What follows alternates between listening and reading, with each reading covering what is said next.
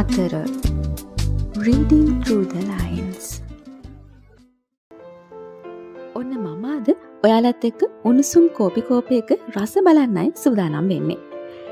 සෑහෙන කාලෙකින් එකිනෙකා මුණ ගැහුණු ටොම් නෙවිල් සහ හිව් නෙවිල් ඥාති සොයරන්ගේ කතා බහ ඉවර වෙන්නේ ලංකාවේ පිහිටි හිව් නෙවිල්ට අයත් කෝපි වත්තට යාබදවත්ත මිලදී ගන්නට ටොම්ගේ සිතේ අදහසක් පහළ කරමින්.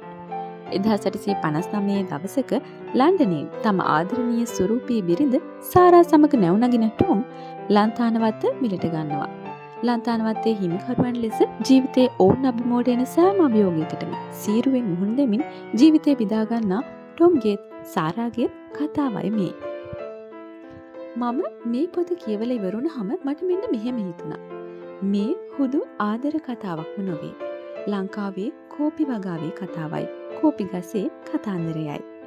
මේ කතාව ලියන්නේ අපි හැමෝම දන්න සුදුහුරා නමින් ප්‍රචලිත වුණු පොත්පත් ගණනාවක්ම ලියපු ඒ වගේම ලංකාවේ වෛද්‍ය ශාස්ත්‍රයට ලොකු සේවයක් කරපු ඩොක්ටර් ආර්.එල්. ස්පිටල්ගේ දියණිය ක්‍රිස්ටින් විල්සන් ස්පිටල්. ඇගේ රචනයේ රස නොඅඩුව සිංහලයට පරිවර්තනය කරන්නේ අනුරාධ සිල්වා මහත්මිය. මේ තුන්දෙනාගේම නිර්මාණවලට මමත් පුද්ගලිකව කැමති නිසාම ඔවුන්ගේ තවත් රචනාවලුත් ඉදිරියේදී ඔයාලට අරන් එන්නත් මම බලාපොරොත්තු වෙනවා. ඉතින් එතකන් කියවන්න කතාවේ නම තිත්ත කෝපි.